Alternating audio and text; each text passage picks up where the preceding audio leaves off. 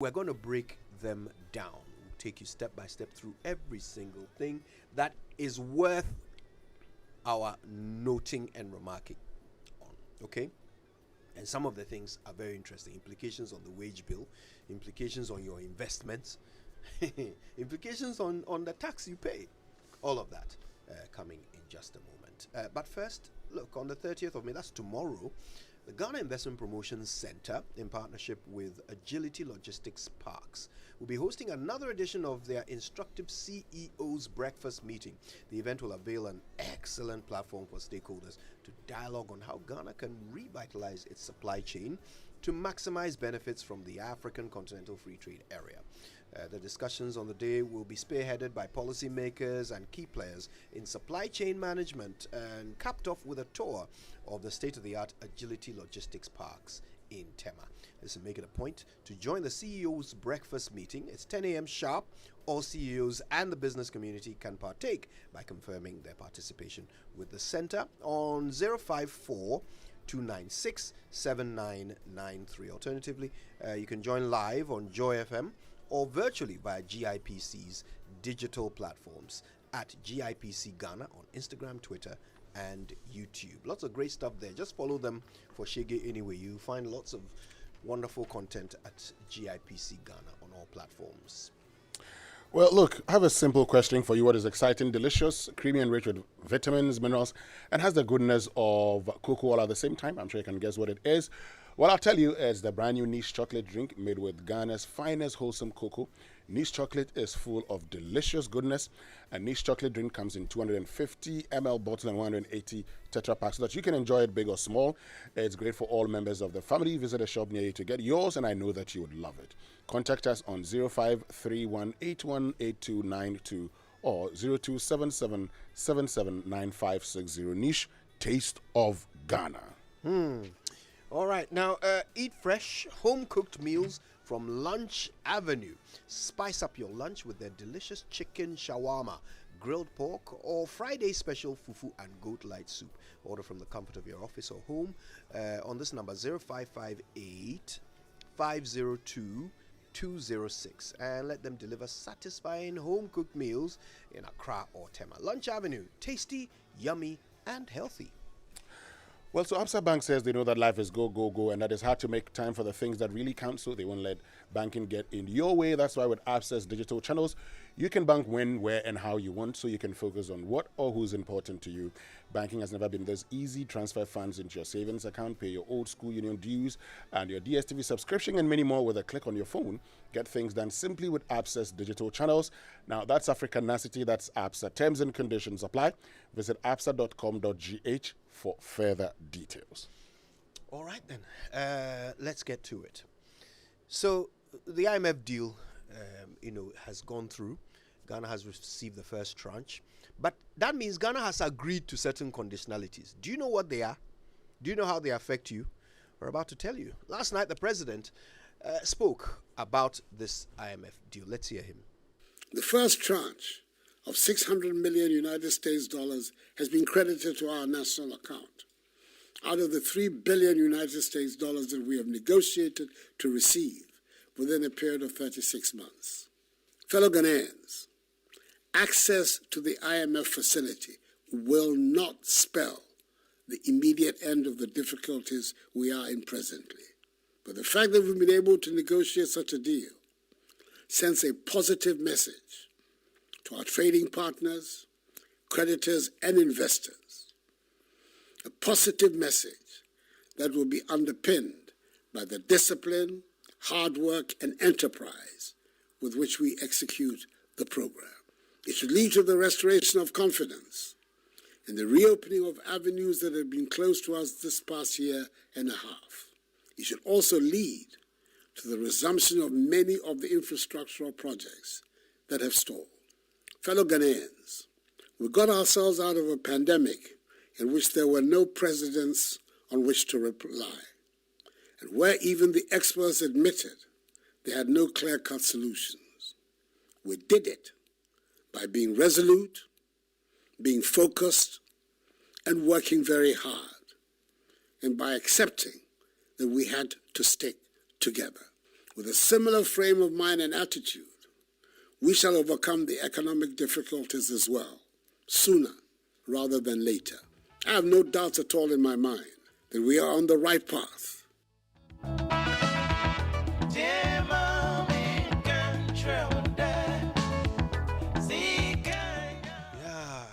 so there we go.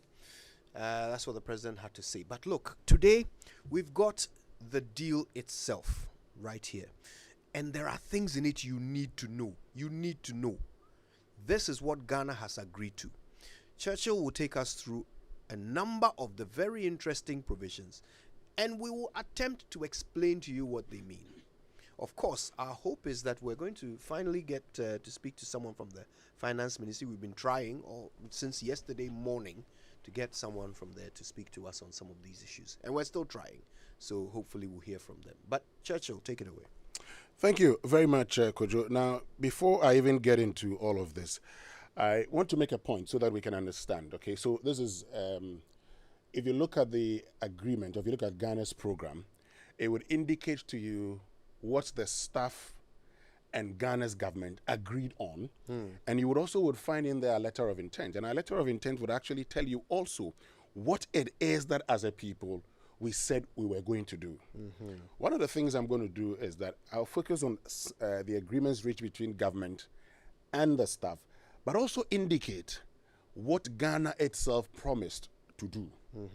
Before I get into all of that, it's important also that I share with you, for instance, okay, what Ghana's cocoa bills. Now, Ghana's cocoa bills are normally issued during the crop season to aid us in the purchasing of cocoa. I'm doing this for a very unique reason, which we'll come to shortly. They are normally 91-day or 182-day tenor. So that's our cocoa bill. So 3 months or 182 days, that is 6 months. Now, let's get into the program itself. And I'd like to start off with page 18. So why did I talk about the cocoa bills and when we issue them? Because in there, before I get into a lot of the things we want to do, now, the board reports that the government of Ghana on the 5th of December issued a domestic debt exchange covering all medium and long-term debt issued in the local currency by the government of Ghana, Dachi, and ESLA. Listen to this carefully. Local currency. Very instructive. Now, government-issued T-bills have been excluded from the debt exchange, and the initial exchange did not include debt denominated in US dollars and cocoa bills issued by Cocoa Board. Over the course of the discussions with bondholders, the government also agreed that pension funds would not be part. We know that subsequently, government has issued a letter wanting pension funds to be part. Now, the debt exchange was settled in February 2023, where in total, 85% of face value of bonds held by investors other than pension funds were exchanged. But this is the instructive part, Raymond and Kojo. The government is pursuing further exchanges of domestic debt denominated in US dollars and cocoa bills issued by Cocoa Board. While these two types of debt account for only 5% of total domestic debt, they also represent about 15 billion in debt service in 2023. So cocoa bills. Yes, go ahead. Cocoa bills, government is pursuing further exchange of domestic debt denominated in US dollars. Yes, so we have these kind of bonds. And then cocoa bills by Cocoa Board. Cocoa bills and US dollar denominated local domestic bonds. Sorry. Yes. Okay. Together make up how much? Well, together they make up 5% of total domestic debt. Okay. Which is about 15 and billion. They represent 15 billion in debt service in 2023. And according to debt service. Debt service, yes. 15 billion in 2023. That's the current fiscal year. And the government intends to exchange this as well. So what this means is that while for many we may think that the debt exchange is over, it may not be over. Now, I just decided to check also, okay, domestic debt is the second amendment, for instance. And this is what I saw. It says the following table set forth the series of eligible bonds subject to the invitation by the exchange. Certain non-marketable securities issued by the Republic are not subject to this invitation. Such Non-marketable securities may, however, be the subject of other exchanges and purchases by the government of Ghana from time to time. So, if you're a holder of a dollar-denominated debt or a cocoa board bill, what this tells you is that there's a possibility that government may come to you and ask you to exchange it. Can I go on, Raymond? Yeah. Great. So that's just the first one. Now, let me go on to other ones. Unless you have a question, Kojo. Actually, I mean, I want to situate this. Okay, the first domestic debt exchange that was done was quite fraught. Let's be fair, quite fraught. There was negotiation back and forth. There was a refusal on the part of government to negotiate at some point. There was a take it or leave it stance. There was a lot of pain. After which agreements were made. The agreements themselves were not adhered to. When it was time for payment, there were delays, there were defaults. So, if indeed government has committed to do further domestic debt exchanges, the first question should be, what have we learned from the first one? And how can it be done better? What's the right way of doing it? Because I've never heard anybody in government talk about this. Before they offered it to the IMF or proposed it to the IMF, they didn't speak to those who are affected by it. So are we repeating the mistakes that we made the first time we did a domestic debt exchange? Or have we learned anything from it and are we planning to do it differently? They've committed to doing it, but they haven't spoken to the people who are affected. What is the scope for an exchange? What are they going to offer? And what options do cocoa bills holders have? How will it affect the cocoa sector itself? Okay, because these are bills that are floated for a purpose. Yeah. Right? How will the sector itself be affected by this? Great. Very interesting question. It's true. We'll see what would happen. And talking about how will the sector, I think it would be important to get to the cocoa sector also, isn't it? Before I come to the other plans. So let me quickly, take you to the cocoa sector and tell you the plans that the government has within the cocoa sector. Because it is not just about, there are a lot of things that the government also intends to do when it comes to cocoa board. So let me take you to paragraph 50, yes, of, a letter of intent where we indicate to do. Now, he says, we will publish a turnaround strategy approved by Cabinet for cocoa board by end of June 2023. The strategy will include an immediate announcement of a joint ministerial supervision of cocoa board by the Ministry of Finance and the Ministry of Agriculture. 2, a legally binding framework for setting a producer purchase price. Now, in this document, part of the problems identified the cocoa board is that sometimes also their operating cost and even the producer price that they set have led to the debt that they currently have or have incurred at cocoa board. So you're looking at a legally binding framework for setting a producer price. I'll get back to that and I'll give you further details. That guarantees a revenue stream sufficient to recover the board's operational and financial cost. Listen to this carefully. They're going to set a producer purchasing price that guarantees a revenue stream which is sufficient to recover the board's operational and financial costs. 2, announcing cost rationalization measures, including a functional review of all departments and subsidiaries of the board to identify the scope for cost cutting. And finally, phasing out of quasi-fiscal spending of the board. And this will require announcement of termination of the road concession agreement with the Ministry of Roads and discontinuation or rationalization of fertilizer and input subsidy programs, including high-tech. Okay, that's a bombshell. No more cocoa roads. Well, from what I see in this document, Yeah, may require. this will require a termination of it. So that's it. I mean, the Cocoa Road, thing that we've had over the period will be discontinued. No more cocoa Yes. roads and no more fertilizers. No. Or rationalization of it.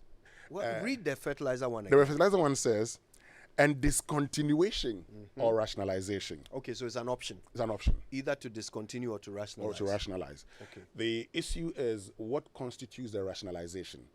This is something that is not broadly seen here. Now, we're told that the deadline for coming out with this program is June 2023. So every part, and this is page 69.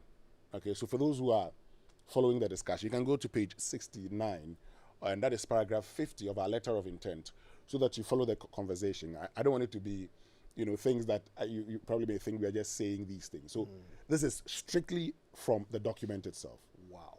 So cocoa roads will be discontinued.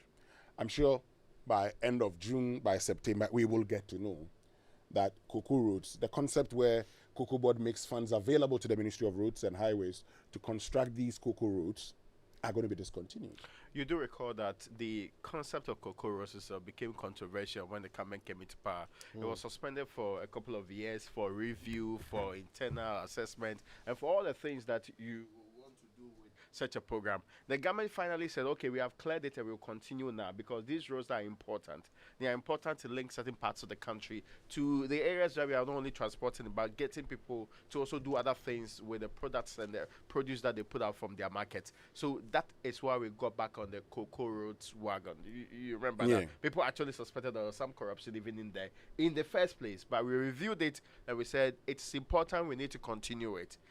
But having to rationalize the space now, as we're being told, will demand that some of these are properly reviewed with the intent to either removing them completely or finding better ways of doing it. Now, you see, we know how we do our things in this country. Our best form of making sure that these things are done properly, if it's not going to yield electoral outcomes, is to remove them completely. Because now we are seek and see, we are prior approvals. And we also have what they call conditionalities we meet for every subsequent review. We are seeking to be in the good books of the IMF. What will be the best option on our table today? Will we still continue with the cocoa roads, or we will look at the alternatives involved? Let's not forget, one of the major planks of the entire program of not one district, one factory. What's the name of the other one? Planting for food. Planting and for jobs. food was the provision of these fertilizers. It was so important to it that we could remember the years that we could not supply and the rate that we wanted to supply. It had a massive effect on the people and their farming practices across the country. Of course, smuggling and other things came in, but there were discussions in this country on what should have been done better. Whether we spread these fertilizers everywhere and anywhere that we saw a minor or a major farmer, or we just needed to make sure that we have supplied enough. We counted numbers. Of course, the tons of fertilizer were spread out. When you go on a program that demands a lot more prudence, some of these things you may not be able to justify properly. So you either rationalize, and in this country, rationalize means cutting down in the way. Yep. The evidence has always been Yeah. that when we say rationalize, it's not supposed to be so, but when we say rationalize, we either mean we are going to cut back massively or discontinue the process entirely. We've not forgotten the impact on the small-scale farm, not small-scale, peasant farmers anyway. The impact on it's a flagship program. I don't know if we still call it that, Planting for Food and Jobs. Yeah. It's a very big program that we're seeking to revolutionize the agri space with.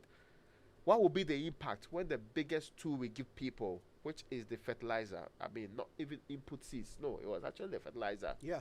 is going to be somehow rationalized. And talking about rationalization, so let's look at paragraph 12 also. Yeah. That is something that we said we're going to do. We will work on improving the efficiency of public spending over the course of the program. And the effort will be underpinned by comprehensive public expenditure review undertaking with the World Bank and expected to be finalized by September. Statutory funds whose spending could be efficiently undertaken by their respective MDAs will be phased out and their activities will be merged with those of the latter. And Really? yes, I'll come back to this. Statutory means that they are backed by law. Yes, they are backed by law. In fact, today we're going to work these statutory funds again and impose caps on them that would free additional funds to the state. Caps that some of them were taken to the Supreme Court and the court found to be illegal. Yes. As part of the IMF conditionality, we are supposed to do that. Okay? And so let's see. Wait, oh. So we've offered to cap statutory funds. We've told the IMF that if you come and bail us out, we'll cap statutory funds. We'll do something that the court says we can't do. Not all of them. I know, for example, specifically the District Assembly's Common Fund, where we did, Yeah. the court actually ruled against that. Okay. So if not that, other statutory funds Yeah. will be capped. Yes. So other statutory funds are not, see, the common fund is in the Constitution. Yeah. So that's settled. Yeah. Other ones are enactments of Parliament. So they can go back to Parliament And then- review that. and review that. Yes. Okay. So they say they're But going to if go back it's to going it. to take Parliament, anyway, sometimes now we only pretend that Parliament is a check on the executive. So they're going to The go back to executive Parliament can and say review they that. will do something and make Parliament approve it. There's an interesting point So- that's being made here. We are trying to phase out the ones that could be undertaken by MDs. MDs, yes. Isn't that District Assembly Common Fund? No, yes, but I mean, in all fairness, But that's a constitutional thing. So that one will be Sometimes- difficult to So touch. which other statutory funds? sometimes we duplicated roles. Let's not pretend to ourselves. To show that we are doing flagship programs, Kojo, we took upon ourselves certain roles that it is supposed to be done by the assembly, determining their priorities, improving that, and making sure that there are allocations to those areas. Nobody can sit in Accra and know better the number of toilets that are needed in Mankesim. But we do it all the time. And talking about that one, let me continue so that you can make your point very well, Raymond. And it says that the government flagship programs, so listen carefully, the government flagship programs, including one village, one dam, Yeah. one district, one warehouse, and infrastructure for poverty eradication program. That's what IPEP. you're talking about, the IPEP. Yeah. Will also we be, call the 1 million per constituency. yes, and will Yeah. also be reviewed and streamlined. I don't know what the streamline will be, but will be reviewed and streamlined. Now, Agenda 111 will be reprogrammed to be completed over 5 years, 2022 to 2027, in line with budgeted allocations to GIIF from the ABFA for health infrastructure. It is telling you the source of funding. Yeah. So this conversation we had asked about, God knows, from the beginning of Agenda 111. Finally, it's not that we are going to borrow money for this, but it's the oil money. You know, oil money, there is an annual budget funding amount. Yeah. In priority areas, sometimes we choose 4 or 5 priority areas. The health area is where we are going to get the money from. Yes. To be able to build this within the 5 years. Within the 5 years. So maybe when we spread it, bet 20 per year or 15 per year. Yes. But they want the 5 years to start from 2022. 22 to 2027. That's problematic for me. I mean, I don't know why. I don't know the advantage of making it go back to 2022. We've done nothing. We've built nothing. So as of 2023, zero work has been No, done. but in all why not fairness, start? Government has actually started construction in some areas. In some areas, yes. At different levels. Not, Okay. I mean, completed projects. The last time I checked, there wasn't a single hospital completed, and government admits that. But we have started to some levels, and So- it differs which part of the area. In fact, more than 40, and I'd seen pictures of that, had actually been started in certain areas across the country. Yeah. Okay, so because those projects have Well, started, yeah, and yeah, they so exist, that's why we so are- the timeline starts from 2022. Okay, that's fair. Yeah. So now it's a 5-year thing. Yeah. Okay, it's more realistic if you It ask is. me. It is. And we are admitting also that we are going to review, a lot of our programs. I mean, one village, one dam. There's a hotline documentary, Thirsty Dams. Yes. I mean, I ask myself that simple question: where are the dams anyway? Are they still being constructed? The minister who was in charge of that particular ministry told everybody in this country that you said you wanted a dam, you gave me money for a dugout. How else were you going to actually, what were you expecting me to do differently? Public video available to everybody. That clarity was given. So later on, when we're told about dams failing and all of that, I actually think we didn't, and irrigation has been a major problem. Anybody who's studied any form of agric at all, you'll be told how irrigation is part of the biggest problems we have on our hands today, because we are rain-fed predominantly, and being rain-fed is problematic because you can't do all year-round farming. So to solve that problem, that's why we needed these dams first and foremost. So it's not as if we did not need them, but how to implement that program properly and what modules to use is why we use the wonderful one village, one dam, and that's where we are today anyway. The big problem is how these projects are supposed to feed into each other. So you do one village, one dam, it feeds into planting for food and jobs, Yes. which will then feed into one district, one warehouse, Yes. which will hopefully feed into one district, one factory. Yeah. Okay, and then we end up, what's So it you have the called, raw substituting material, you have the import- farming source, you have everything. Yes. So it's an ecosystem of every single structure you Very need. good, Very good. Now, if you are going to kind of admit defeat on one of them, you have to calculate the impact on all the others and see whether we are just going to, concede that these things just will not happen in the lifetime that we prescribed for them, and then I don't know, just accept that they are shelved for now, or what? There's something to be said about IPEP, the Infrastructure for Poverty Eradication Program, and we termed it $1 million per constituency. Yeah.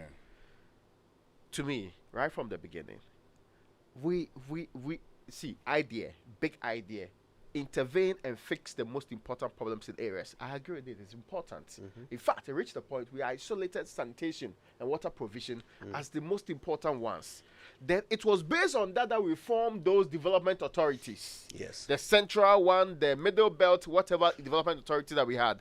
Then we gave them 2 or 3 CEOs for various regions. Then even in communities, the idea was that we were setting up for every region a 20-member team determining the needs.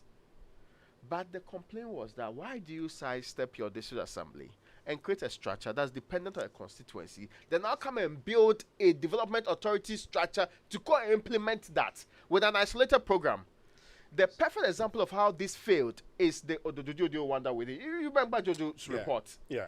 But you see, In 3 years, with 1 million per constituency, anyway, their monies were not released anyway. But you They see- had failed boreholes. There are people in this republic who tried sinking boreholes, which failed. but you see, 2 failed. You see, the point is that why would you even want to sidestep the District Assembly's common fund Yes. and create a parallel structure system that seeks to send money to these constituencies? I mean, $1 million, $1 per year for every constituency. It was totally not necessary. One of the things we did with that was to create another bureaucracy, That's true. another centralized system Yes. that defeated our decentralization. So it purpose. tells you that, though, I mean, and trust me, it's not for lack of thinking. Yeah. It just tells you that nobody actually intended to solve problems with this. What they intended to do was to create the opportunity to give jobs to people, to set up a whole new bureaucracy, appoint people, give them power and access to resources, but to solve no problems. So at some point, they decided to, in the 1 year that the disbursements were done, they decided to spend some of it on ambulances. Yeah, Right? which perhaps was the main thing that you can actually show for the activities they But why do you need to build development Authority to buy authorities to buy ambulances? Listen, there's more. There's a lot more. Let's take a few minutes to listen to our partners. When we come back, what else is in the IMF deal?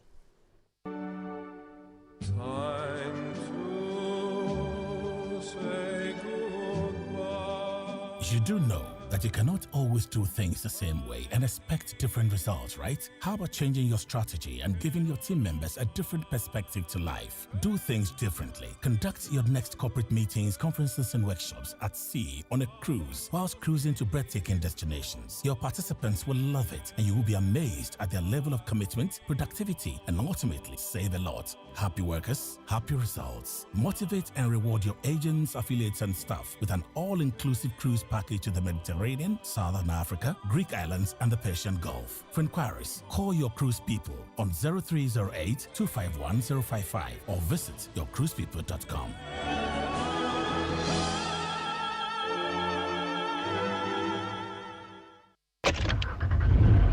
Wow! Kofi, is that your new car? It's very stylish. Yes, it's the Volkswagen Polo Sedan with over 600,000 sold worldwide and now available in Ghana. It comes with a 1.6-liter automatic petrol engine and 105 horsepower. It is well equipped with a durable design, reliable safety features, and built with German quality standard. Linda, this car is value for money. It even comes with a 3-year, 120,000 kilometer warranty. It gives me great driving pleasure every day. That's impressive. I would like to own one too. Well, contact Universal Motors Limited on 0544 338 804 to own yours now. She's so close to the boss, they whisper. The PA is so lucky, they think. It's only 9 a.m. and you've already gone through 3 meetings, 12 phone calls, and a low-calorie breakfast. You only survive each week thanks to speed lunches and power naps. It makes you wonder, how many steps have I taken up the corporate ladder? But you've got this. Wake up your vim with Lucozade. Because with Lucozade, you always make it through. Lucozade, restore your energy. This advert is FDA approved. Are you tired of struggling with bad financial situations? At Quick Credit, we understand the difficulties that come with transitioning to a better one. That's why we're here to simplify the process for you. With loan facilities from 1,500 cedis upwards, all you have to do is call and we will take care of the rest. All you need is your national ID. No savings, no collateral, no susu, no deposits, and no account opening required. Quick Credit has you covered. Whether you're expanding a business, starting a new one, facing an emergency like school fees or funeral expenses, or even just in need of a salary loan. What are you waiting for? Call Quick Credit today. 0302 200 390 or 059 692 0833. We do not give loans via the internet. Quick Credit is regulated and licensed by the Bank of Ghana. Terms and conditions apply. Quick Credit. Lending made simple. We shouldn't have gone to that party. Masa, my head is killing me. Is that your stomach? Yes. What did you eat? I don't know. Get rid of your gastric problems with number 10 liver salt. Number 10 gives you quick, effective relief from nausea, indigestion, heartburns, hangovers, and hyperacidity. And with different fruity flavors such as orange and lemon, it's a pretty tasty way to end an uncomfortable situation. Number 10 liver salt from Ernest Chemist, because everyone needs a chemist. This advert has been vetted and approved by FDA. The Ghana Chamber of Mines presents the 5th edition of the Ghana Mining and Energy Summit from the 7th to the 9th of June 2023 at the Accra International Conference Center. The theme for this event is Harnessing Mining and Energy Potential for Sustainable National Development. Join us for 3 days of thought-provoking discussions with industry experts, top business executives, government officials in and outside Ghana's mining sector. There will be opportunities for B2B meetings, networking, collaboration, and exhibition of products. Come and discover the latest trends in technologies and innovations in mining and energy sector. Register now and be part of this prestigious event. Visit www.ghanaminingsummit.com to register or email info@ghanaminingsummit.com for more details.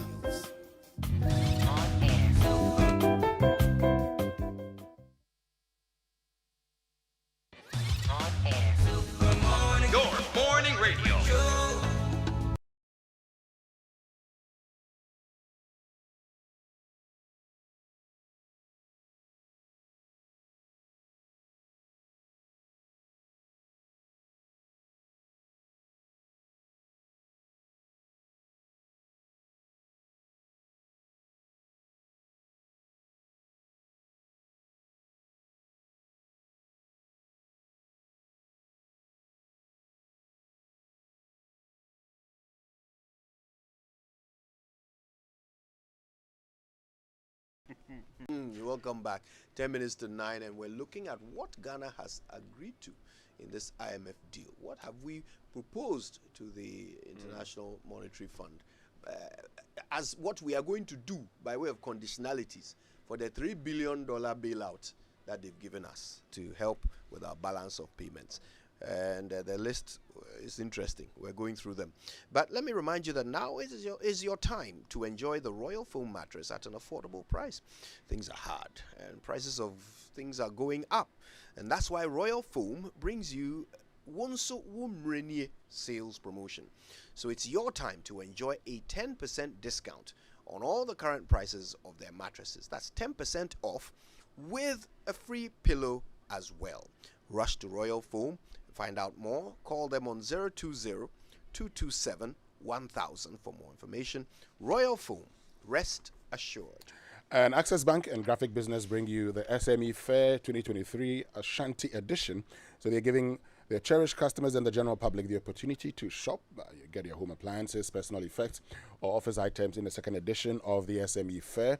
And the fair themed Running Sustainable Businesses in a Challenging Economic Landscape brings together businesses from electronics, furniture, art, beauty, food and agriculture, engineering, retail store, and more to exhibit their products at discounted prices. Now, this is happening live at the Prempeh Assembly Hall, Kumasi, from Thursday, the 1st of June to Saturday, the 3rd of June 2023, 11 a.m. each day. Take advantage and get access to the best discounts and amazing deals. For more information, call our 24-hour contact center on 0800 00 4400. Access Bank, more than banking. Now, you contribute to the growth and success of the Ghanaian textile industry every time you wear your authentic fabrics. GTP says thank you. Always purchase original, genuine, and authentic GTP fabrics. Check the design number on the label. Is also printed on the edge of the fabric. Okay, you can call 050-994-0949 to buy online, or you can visit any of their accredited dealers across the country, or any Woodin shop. GTP, life styled.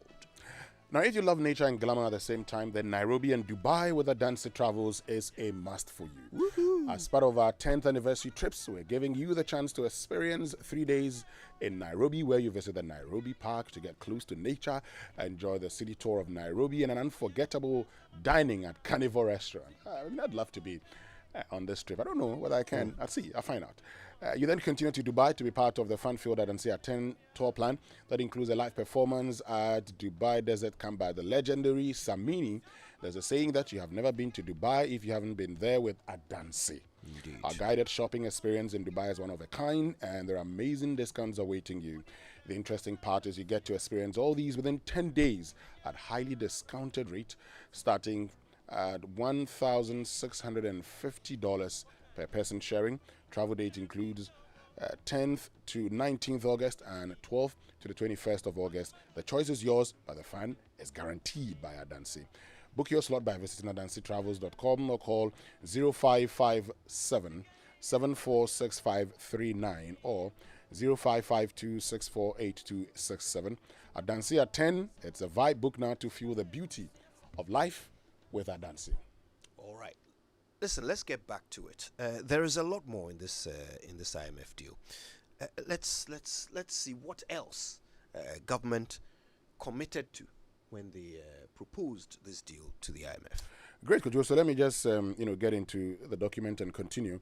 Now, I hadn't finished with that one when we had to go for the break. So let me just conclude by saying, and one of the points that I shared. So for those who may not have heard, yes, we've talked about government indicating that the government flagship programs, which include One Village, One Dam, One District, One Warehouse, and infrastructure for poverty eradication, will be reviewed and streamlined. And Agenda 111 will be reprogrammed to be completed over a 5-year period from 2022 to 2027.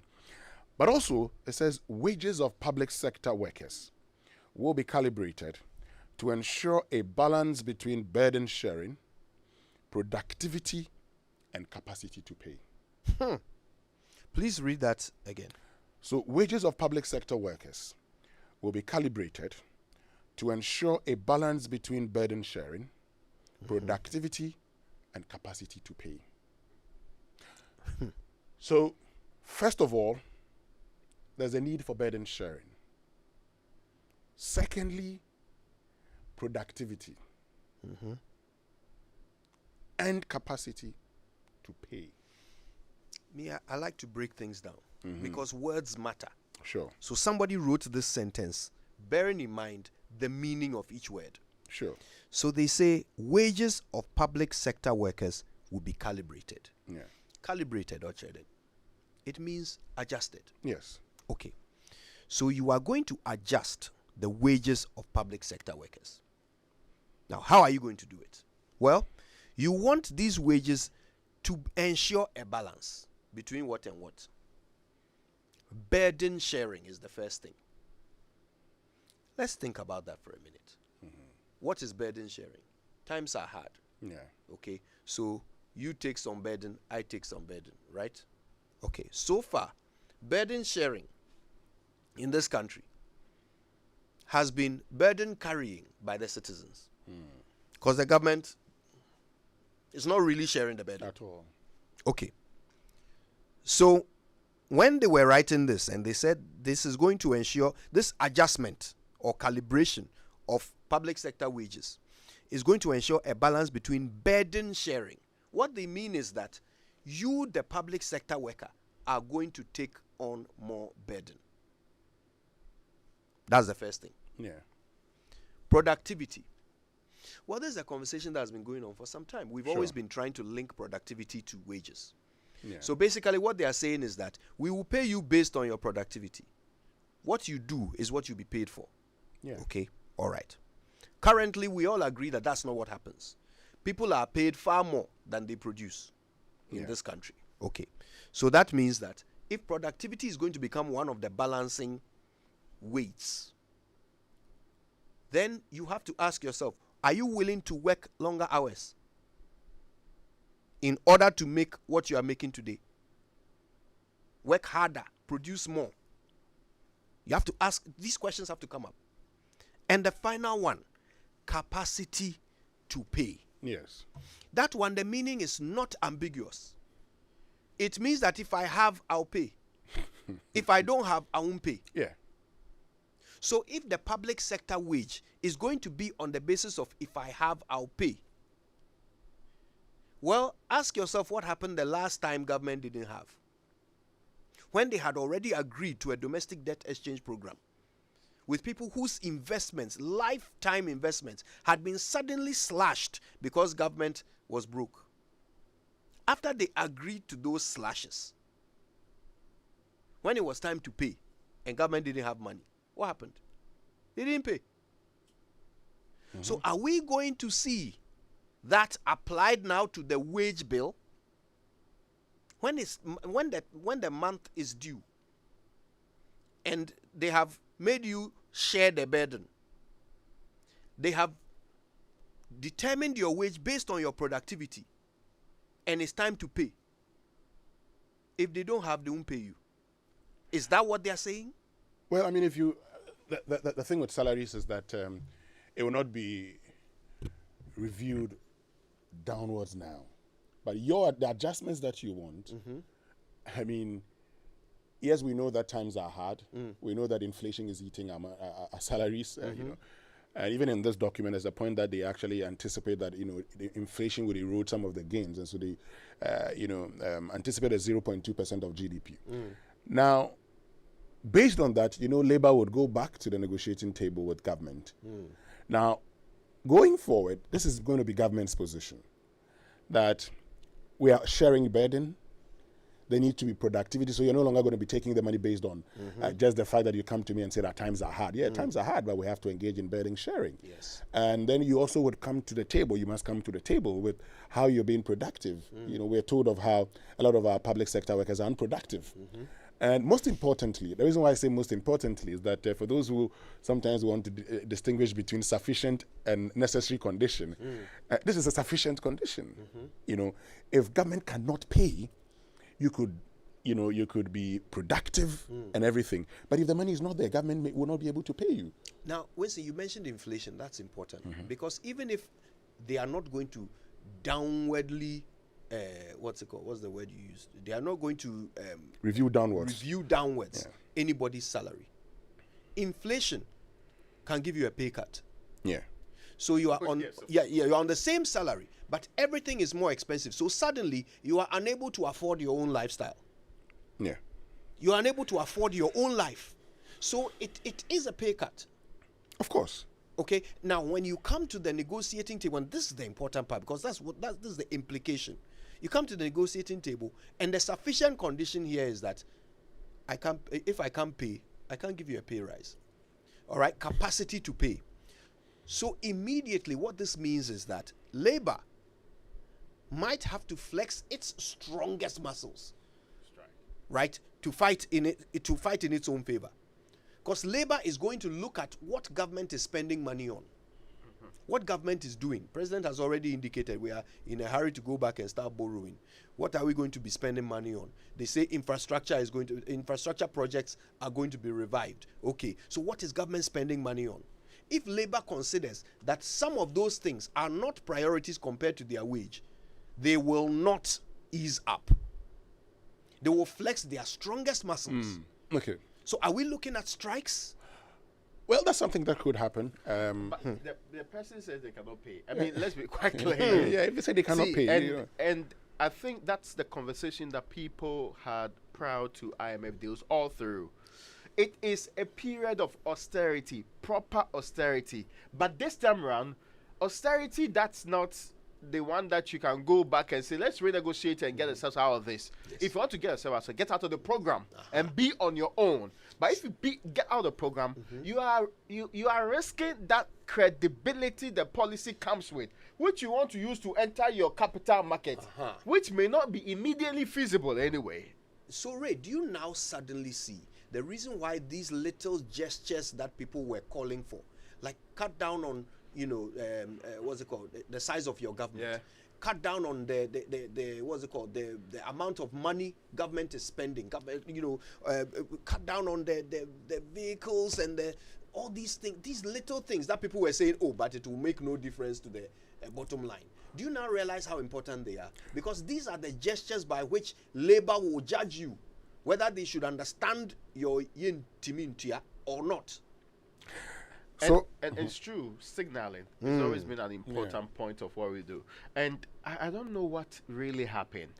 See, right from the beginning, when we said we were introducing government cutbacks, we couldn't estimate how much that would actually be. You get the point, right? But when we wanted revenue measures put in place, we could easily tell how much that was supposed to be and how much that would bring in and how much that's supposed to help us improve the situation. Immediately it sends a signal that you are not so serious with what you're doing on the other side. In reality, perhaps the biggest problem this government has had is the lack of sensitivity to what people say is wrong and ought to be done. People did not say that collapse the government. They did not say remove everybody from government. The demands were quite clear. Stop these things. Stop this extravagant spending in the areas that we all see. Stop these things that you do that sends the signal that you don't care about the people. But the reaction was that, well, we have tried some of them and we don't think that that's the best way to go. But in these times, you are going to ask the people for cooperation. And that's what's going to happen anyway. Because without the Ghanaian people cooperating, we may not be able to achieve some of these things. You try your very best. If the people say, see, if you raise taxes, and people say we will not pay the taxes, we find alternative means of surviving in this country, a country that's largely in the informal sector. You certainly would have difficulties. If they say they won't comply with your property tax rate regime and all of that, you would have difficulties. So that expectation that the Ghanaian people are supposed to come along, right from the beginning, it was not done. Indeed, it was almost made to look like, oh, we got it figured out.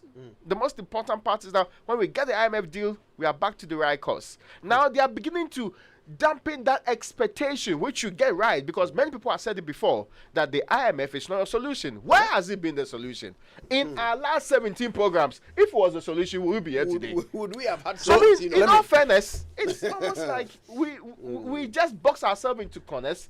Then later on, we come and create the impression that, oh, well, that's all that we can afford ourselves. I know that we're going for a break in the next 10 minutes, so let me just chip this in, because while we are talking about all of these we should talk about the energy sector improvements and the reforms. We'll talk about that. That's also very deep. We'll talk about that. I don't know if we can do that today, because we have an interview with Vodafone. We have an interview with Vodafone at 9:30, and so I'm just pushing it, because if I start the energy sector one now, maybe we'll make time and do that tomorrow, the whole of tomorrow. But let me just make this point, and even the Bank of Ghana, I'm coming. Let me just get into this one.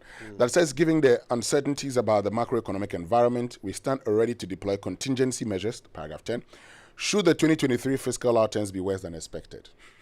Now, on the revenue side, some of the measures that will be identified in our medium-term revenue strategy could be brought forward on the spending side MDA's budget allocation for goods and services or domestic capital expenditure would be strictly controlled by the quarterly budget allotment system and reduced during the year if need be. Now, I'm going to take you to paragraph 24 of the program itself, okay? And that would indicate to us what the IMF says we're going to be doing when it comes to our medium-term revenue plan, okay? Yes, this is our medium-term revenue strategy. The strategy will focus on tax policy and revenue administration measures. Let me just script that. An IMF Fiscal Affairs Department Tax Diagnostic Mission identified the following potential measures to sustainably generate significant revenue while addressing efficiency and equity concerns. 1, removing VAT exemptions, which are estimated to close to 2% of GDP. I'm sure there are many who will be happy with this. 2, reforming the CIT by phasing out tax holidays and exemptions and strengthening safeguards against profit shifting. Yes, there are a lot will be happy with it, but also the tax holidays sometimes, particularly for indigenous businesses, yes, is good because you put a lot of money in there. And so tax holidays to enable you plow back what you may get into the business, expand it, and probably when you're better off, you start paying. Yes. But is it achieving the result we intended it? No, it is not. Who are we giving these holidays to? Yes, that's so that's the streamlining of it will be very, very important. So it's part of the things that we're looking at now. Reducing customs exemptions for increasing progressivity in personal income tax. We've actually increased the bracket. We now have a 35% 35% bracket, and that's really biting some people. Yes, I don't know whether we're going to introduce another bracket or probably vary the amounts in there. And so for those in the lower brackets, in the lower brackets, maybe change a few things. But there's one here, and basically ask people to pay more. That's what we're saying. Ask people to pay more. Ask the same people to pay more. Yes. Now this is one thing, and I've had discussions about this. Now, automatically adjusting fuel levies by exchange rate movement or inflation. Now, this for me have got many people saying that that's exactly what we're doing, but I disagree. Years ago, you remember in the heat of when this government took office, fuel prices began rising at a point in time. Yawo Safmafu indicated that going forward, some fuel levies, I've forgotten the right term, technical term, I'll remember that term shortly. But the meaning is that some fuel, the levies, which ordinarily went up when the prices of fuel were going up, were going to be static. You remember that time? Yeah, that's true. Yeah. That's true. Now, the key phrase here is fuel levies. Yeah. Being adjusted automatically by, foreign exchange movement or inflation. My understanding of this, we can debate this at any point in time, is that we're talking about fuel levies. As in the taxes. Taxes on fuel. The levies on fuel. Yeah. Is what we are discussing here. Not margins. Not even the... See, for example, so fuel has components, right? The crude parts, all of those are the parts. Those are the ones that we have to go and buy. Then we put taxes on it. Yes. Then we levy a list of taxes. Yes. The ones that formed the ESLA some time ago. Yes. Yes. Those ones, what we're basically saying in this is that when there's an exchange rate variation or inflation, it should go up automatically. The levies, yes, will go up automatically. That's my understanding of it. But these levies were introduced as, with some of them had sunset clauses supposed to be phased out a long time ago. Still there. So if you are not going to phase them out, specific problems. Yes. If you are going to phase them out, and of course, the entire concept was that we had some debt in the sector we needed to clear. Yeah. Please, the rate at which we are increasing fuel prices in this country, are we still being subsidized? So where is the debt coming from? So where is that debt that we are supposed to clear with all of these levies still persistent on it? And beyond that, even if the debt is not a problem now, see, we create conditions for inflation. We create conditions for exchange rate. Those conditions predominantly are outside the reach of me, Raymond Akwa. And yet I'm supposed to bear the extra brunt of every time they go up as if I'm the one who controls them. And that's the key. So listen, this is the real picture. If you are listening, you're a citizen of Ghana. This is what your government is telling you. A problem that you didn't cause must be fixed by tax. So you will pay the tax. The tax that you will pay will increase if we fail to manage the currency Yeah. Currency that you don't manage, we manage. If we manage it badly, you will pay more tax. So we will cause the problems and you will pay the tax. That's essentially the message here. I wonder how you feel about it. Use the hashtag JoySMS. Tweet at us. Government is telling you that when they fail to manage, you will pay the tax. They call it burden sharing. Now, it's the same. Coach, let's go for a short break. When I return, I will touch on the Bank of Ghana briefly. We have agreed that the energy sector one will come tomorrow, all things being equal. Yeah. So let's just go for a short break. When we return, we'll touch on the Bank of Ghana. Imagine running a business with 24/7 dedicated internet as well as calls to both local and international corporate clients at very affordable prices. Whatever your objectives, Airtel Tigo Business can help you through services like FlexiNet mobile broadband, among others. Call us at 0577 555 000 or email us at business@airteltigo.com.gh. Airtel Tigo Business, your total business solutions provider. What? It seems Royal Foam did not get the memo. Times are tough. Prices are going up.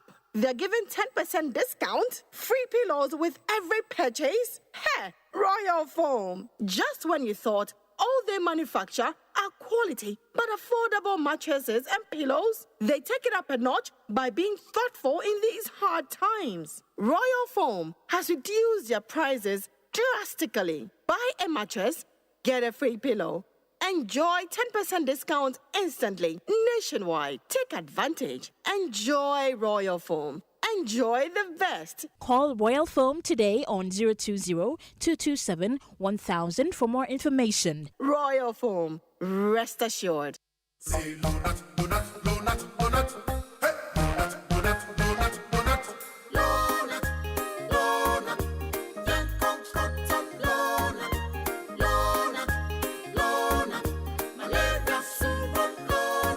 Everybody follow not sa malaria. A 3D no not now. Wogonto malaria chill.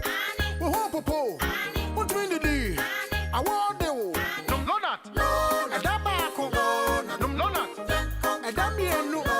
No not. A damiensa. No not. No not. Scatter malaria. Lonat, it scatter malaria. A quality product from Blaze GVS Pharma. Yenshishemu who se malaria wa wumujum ansana wanum Lonat. Na nam yensearch na malaria no daso wo hwa ko hu dokota. This advert is FDA approved. Imagine say water wake up at dawn. You know both. You know chop. When it vanish for your area for 2 weeks. You not get one drop safe inside your tank. Hey. Hajia, our life was in dangerous. Only our neighbor gets water with water tank. Water tank? Yes, water tank. Mamma mia, that water tank gets meter for checking water level. That water tank be fine past Kumasi Selenium. That water tank be tough like Ghana Army. That water tank, they carry water pepe, so say some no go left inside the supply tank. What a tank! As my boss, Mr. Poncho go talk. Beautiful, durable, with water level indicator and accurate volume of water. Water tank. What a tank. By Duraplast. Introducing the new Techno Spark 10 series. Enjoy a long-lasting 5000 mAh battery capacity plus 18 watts charging pad in an ultra-sleek 6.7-inch Full HD screen with a storage galore of 256 GB plus 8 GB. You can save every memory and never lose any. 32 megapixels glowing selfie camera and 50 megapixels AI rear camera. Get your Techno Spark 10 series. Visit the nearest Techno accredited shop and join the glowing selfie gang.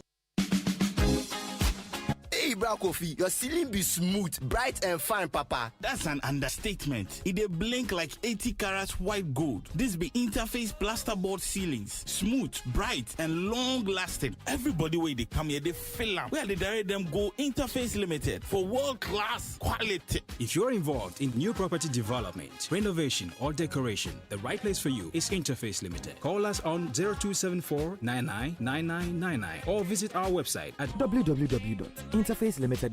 Facebook, Interface Limited GH. Instagram, interface.limited. Someone one smells great here. And fresh, my love. I wish I could stay in the shower all day. I know, right? Nothing beats a bath with geisha soap. It smells so good, it lasts long, and it's enriched with natural ingredients that work wonders for my skin. And it now comes with a fresh new look, giving us even more reasons to love our geisha bar. New and improved geisha soap. Great new look, better fragrance, same natural ingredients. Still all last time. This advert is FDA approved. Be strong and last long. Like geisha. Coffee in your cup and joy on the set. The Super Morning Show is always the best bet on Joy.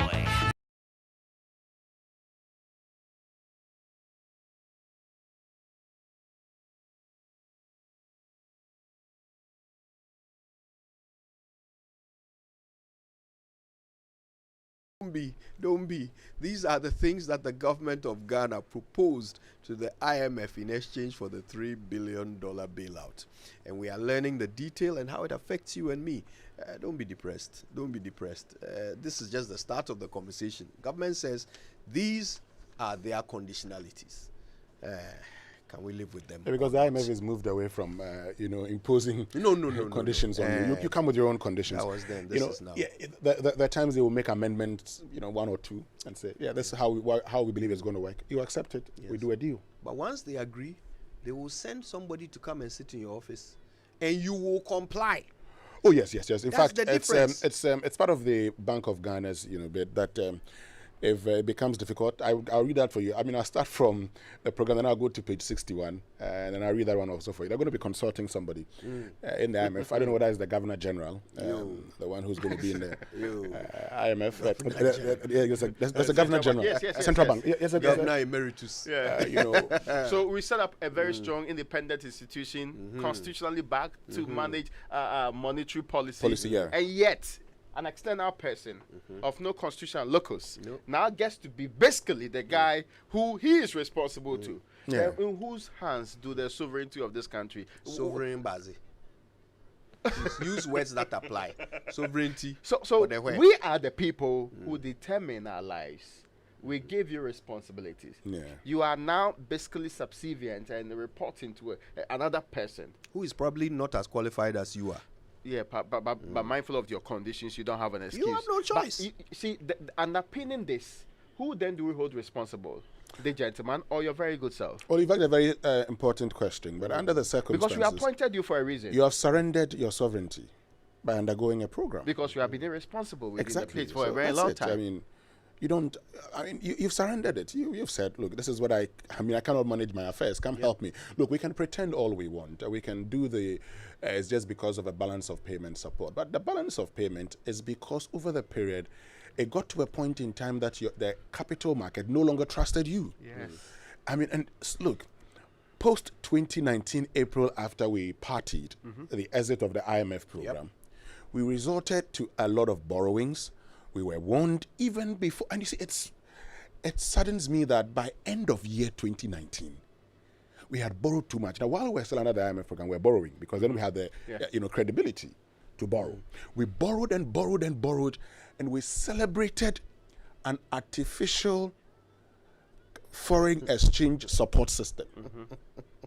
So here we are, consistently borrowing, and our exchange rate was doing very well. So the whole idea of a movement from taxation to production and import substitution, which we believed was going to enhance our foreign exchange, never did. Sure. Could you let's read some messages from our partners? I have a quick quiz for you. Who said this? If you go to the IMF, it means you have failed. Gabi Asari Ochiridaku. When John Mahama's government went to the IMF, I wonder how he feels about it today. Ghana Revenue Authority would like to remind all VAT, NHIL, Get Fund Levy registered businesses that VAT, NHIL, Get Fund Levy, and Communications Service Tax, CST, returns for April 2023 should be submitted on the VAT, NHIL, Get Fund Levy, and CST returns forms no later than Wednesday, 31st of May 2023. That's 2 days from today, which is the last working day of the month. File your VAT, NHIL, Get Fund Levy, and CST returns early and avoid payment of penalties. For VAT, NHIL, Get Fund Levy, the penalty is 500 Ghana cedis and a further penalty of 10 Ghana cedis for each day the return is not submitted. For CST operators, late filing of return attracts a pecuniary penalty of 2,000 Ghana cedis and a further penalty of 500 Ghana cedis for each day the return is not submitted. GRA encourages taxpayers to file their returns online. It's taxpayersportal.com. And also to note that in line with the GRA cashless policy, both check and cash payments should be made at any of the 23 designated banks, the Ghana.gov platform, or via USSD code *222#. Remember to submit the April 2023 returns no later than Wednesday, 31st of May 2023, which is the last working day of the month, and avoid paying penalties. Please get in touch with the GRA via email on info@gra.gov.gh or by WhatsApp on 055 299 0000 and 020 063 1664. Commissioner General is the one who sends this message. Go to gra.gov.gh to find out more. Hashtag our taxes, our future. And according to Abraham Maslow, well, a home is a basic need, and COVID-19 pandemic made this statement very true. So, owning a home in a serene, strategic neighborhood should not be a luxury but a necessity, and at JL Properties, we make that dream a reality. JL Properties has been building homes for more than a decade. Enjoy the ease of owning a fully complete home or choose from our off-plan packages. At JL Properties, you can make internal adjustment to your home while it is still being built. A home from JL Properties means peace of mind and value for your money. Make your home with us today. Visit jlpropertiesgh.com or call 0509 542 973 or 0302 449037. JL Properties, the city's favorite developer. Now, Robert and Sons Optical Services have opened a second branch in Kumasi Abreport Junction. It's always exciting to hear the opening of a new Robert and Sons branch. This one is adjacent to Angel FM in the same premises as Amenfi Rural Bank. You can enjoy amazing discounts and free giveaways at the new Kumasi Abreport Junction branch. Go visit their ultra-modern branch for comprehensive eye care and unbeatable products and services for children and adults. They're open from 8 a.m. until 5 p.m. Monday to Friday and 9 a.m. until 1 p.m. on Saturdays. You can call them. The number is 050 765 6876, or you can try 050 151 9111. Get more information from them. Terms and conditions apply. Robert and Sons Optical Services. Second branch now open in Kumasi Abreport Junction. Seeing is believing. And you know, brushing your teeth every morning and night with Pepsodent Cavity Fighter gives your teeth the protection they need, leaving you with 10 times stronger teeth. Pepsodent Cavity Fighter is fortified with pro-fluoride and microcalcium ingredients, sealing tiny and invisible holes in your teeth. This prevents cavities, keeps your teeth strong and mouth healthy. Pepsodent Cavity Fighter, maximum cavity protection, 10 times stronger teeth, and Pepsodent is recommended by the Ghana Dental Association.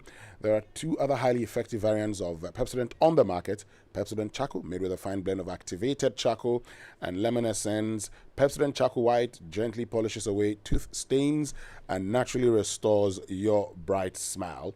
Pepsodent Herbal, for our herbal lovers, try Pepsodent herbal toothpaste formulated from carefully selected natural extracts and uniquely blended herbs. Pepsodent Herbal releases, repairs, and protects gum tissues while giving you strong teeth. You can get Pepsodent at any shop near you.